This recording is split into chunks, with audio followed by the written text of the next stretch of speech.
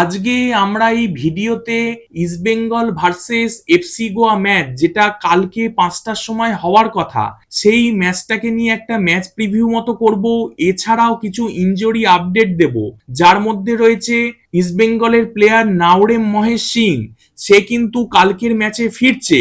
এছাড়াও captain Saul Crespo, সেও কিন্তু রিহ্যাবের ফাইনাল স্টেজে আছে।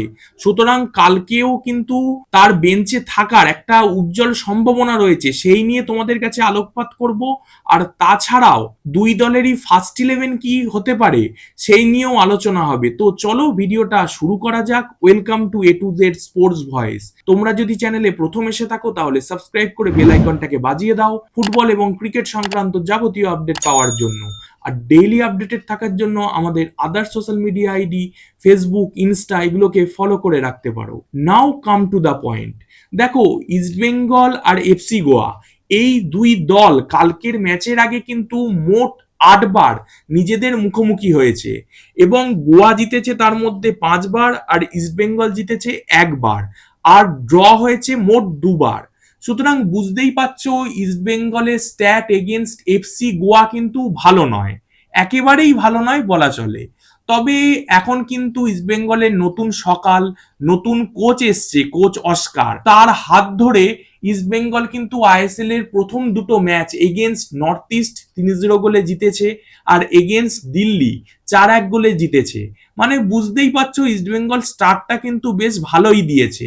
তবে তাল কেটেছে এই ম্যাচের আগের ম্যাচ মানে এগেনস্ট জামশেদপুরে, যখন ইস্টবেঙ্গল নিজেদের ভুলে 2-1 গোলে হেরেছে। তবে একটা ম্যাচ হারা দিয়ে ইস্টবেঙ্গলকে বিচার করা কোনোভাবেই উচিত নয়।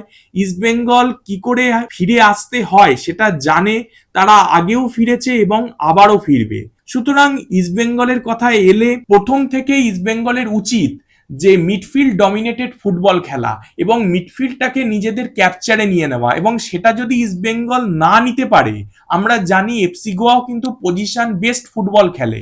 সুতরাং ইস্টবেঙ্গল যদি প্রথম থেকে মিডফিল্ডটাকে নিজেদের আন্ডার কন্ট্রোলে না নিতে পারে, তাহলে কিন্তু ইস্টবেঙ্গলের জেতা কঠিন হয়ে যেতে পারে সামনের ম্যাচে। আরেকটা বিষয়, ইস্টবেঙ্গলের মূল স্ট্র্যাটেজি হওয়া উচিত ডিফেন্সের পেছনে বল ফেলা, কারণ গোয়া তারা কিন্তু খুব হাইলাইন ফুটবল খেলে। গোয়ার প্লেইং স্টাইলের কথা যদি বলি ভাই, তাহলে গোয়া কিন্তু দুজন তাদের সেন্টার ব্যাক, সন্দেশ জিঙ্গান আর বিদেশি পল মরিনো।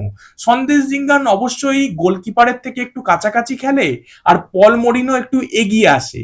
এবং তাছাড়া বাকি যারা লেফট ব্যাক রাইট ব্যাক খেলছে মানে আকাশ সাংওয়ান, বরিশ সিং, তারা কিন্তু যোগ দেয় মিডফিল্ডের বাকি 4 প্লেয়ারের সাথে, মানে আকাশ সাংওয়ান, ব্রাইসন ফার্নান্ডেজ, সাহিল তাবোরা, আয়ুষ আর উদান্তা সিং, এই 6জন মিলে কিন্তু একটা মিডফিল্ডের বেস গঠন করে দেয় গোয়ার জন্য। এবং এই বেসই কিন্তু কন্টিনিউয়াস থ্রু পাস বাড়াতে থাকে তাদের ফরওয়ার্ডদের উদ্দেশ্যে।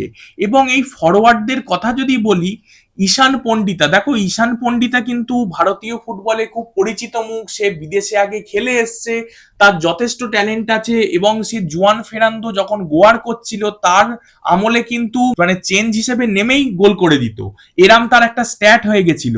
মাঝখানে তার ফর্মে ডাউন হয়েছে, তবে বলে না যে form is temporary but class is permanent, তার ক্লাস আছে কিন্তু। সুতরাং যে কোনো মুহূর্তে সে জ্বলে উঠতে পারে।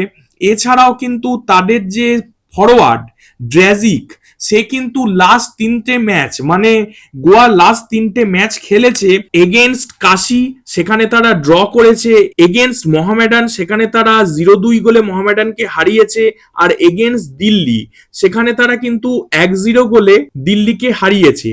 এবং এই 3টে ম্যাচেই কিন্তু ড্রেজিক গোল করেছে, 2টো গোল অবশ্যই পেনাল্টি থেকে আর আরেকটা ওপেন প্লে থেকে। তবে গোল কিন্তু ড্রেজিক পেয়েছে 3টে ম্যাচেই, সুতরাং তার দিকে আলাদা করে ইস্টবেঙ্গলের প্লেয়ারদের নজর রাখা উচিত। এবং ইস্টবেঙ্গল যদি প্রথমেই গোল তুলে নিতে পারে সেটা কিন্তু সব থেকে ভালো হয়, কারণ আমরা জানি তারা কিন্তু মাত্র 2টো বিদেশি প্লেয়ার নিয়ে খেলবে, গোয়া কিন্তু আর এর থেকে বেশি বিদেশি প্লেয়ার আর তাদের নেই। সুতরাং ইস্টবেঙ্গল যাদের কাছে 6টা বিদেশি প্লেয়ার আছে, অবশ্যই সল ক্রেসপো খেলবে কি খেলবে না সেটা নিয়ে একটা জিজ্ঞাসা চিহ্ন আছে। দেখো, এগুলো কিন্তু কোচের ফ্যাসিনেশনের উপর নির্ভর করে যে কতটা ফিট অবস্থায় তাকে আমি নামাবো। সেটা নামিয়ে কালকে দেওয়ার মতন অবস্থায় রয়েছে, এই প্রসঙ্গে বলে রাখি সল ক্রেসপো, তবে কোচ নামাবেন কিনা সেটা সম্পূর্ণ তার ডিসিশন। তবে নাওরেময় সিং 100% সুস্থ এবং সে কিন্তু গোয়ার এগেনস্টে মাঠে নামছে এবং হয়তো প্রথম থেকেই সে কিন্তু ফার্স্ট ইলেভেনে থাকতে পারে। তো ইস্টবেঙ্গলের যদি ফার্স্ট ইলেভেনের কথায় এবার আসি, দেখো ইস্টবেঙ্গল খুব প্রেডিক্টেড ফার্স্ট ইলেভেন নিয়ে নামবে ভাই। গোলে থাকবে প্রফসুকান গিল, রাইট ব্যাকে রাকিব, লেফট ব্যাকে গুপ্তা, দুটো সেন্টার ব্যাক পেয়ারিং এ জিকসান আনোয়ার, মিডফিল্ডে দেখো নাম্বার 8 পজিশনে মিগুয়েল, নাম্বার 6 এ রশিদ, নাম্বার 10 এ হয়তো মহেশ খেলবে, নাম্বার 9 এ খেলবে ইউসুফ এজেজারি, এছাড়াও রাইট উইং এ খেলবে এডমুন্ড, সে কিন্তু যা পারফরমেন্স করেছে লাস্ট 3টে ম্যাচে সে নিজের জায়গা পাকা করে নিয়েছে, আর লেফট উইং এ খেলবে বিপিন। এটা কিন্তু খুব প্রেডিক্টেড।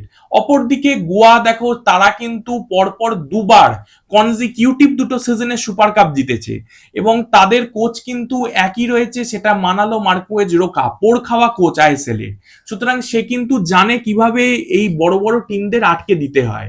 এবং গোয়ার যদি ফার্স্ট ইলেভেনের কথা বলি, গোয়ার গোলে কিন্তু খেলবে হৃত্বিক তিওয়ারি, রাইট ব্যাকে খেলবে বরিশ সিং, লেফট ব্যাকে আকাশ সাংওয়ান, দুজন সেন্টার ব্যাক পেয়ারিং পল মরিনো আর জিঙ্গান, তাছাড়াও মিডফিল্ডে খেলবে সাহিল তাবোরা আর আয়ুষ, এছাড়াও দুজন উইঙ্গার, এই উইং এ লেফট উইং এ থাকবে ব্রাইসন ফার্নান্ডেজ, রাইট উইং এ থাকবে উদান্তা সিং এবং দুজন ফরওয়ার্ড ঈশান পন্ডিতা আর ড্রাজি। এই ব্রাইসন ফার্নান্ডেজ এই প্লেয়ারটার দিকে কিন্তু ভাই বিশেষ করে নজর রাখা উচিত। দুর্দান্ত প্লেয়ার, ইন্ডিয়ান হতে পারে তবে তার টেকনিক, তার স্কোরিং অ্যাবিলিটি দুর্দান্ত। তাছাড়াও ড্রাজিকের কথা তো আলাদা করে বলতেই হবে না, কিছুক্ষণ আগেই তোমাদের বললাম। ঈশান পণ্ডিত, তাকেও কিন্তু আলাদাভাবে নজরে রাখতে হবে। উদান্তা সিং, সে কিন্তু হয়তো স্কোরিং অ্যাবিলিটিটা তার কম, কিন্তু ড্রিবল করে বক্সে ঢুকে যাওয়া, পেনাল্টি আর্ন করা সব ক্ষেত্রেই কিন্তু সে এগিয়ে থাকবে। সুতরাং তার দিকেও একটা এক্সট্রা নজর রাখা কিন্তু উচিত। এছাড়াও সাহিল তাবোরা, দেখো প্লেয়ারটা কিন্তু দূরপাল্লার শটে গোল করার একটা অ্যাবিলিটি আছে, সুতরাং তার দিকেও কিন্তু নজর রাখতে হবে। আমি আশা করি ইস্টবেঙ্গল কালকের ম্যাচটা জিতবে এবং জিততেই হবে ইস্টবেঙ্গলকে, কিছু করার নেই। কারণ নেক্সট যে ম্যাচ ইস্টবেঙ্গলের 14 তারিখ এগেনস্ট কেরালা, সেটা কিন্তু কঠিন ম্যাচ হতে চলেছে, কারণ তাদের কাছে কিন্তু 6টা বিদেশি আছে।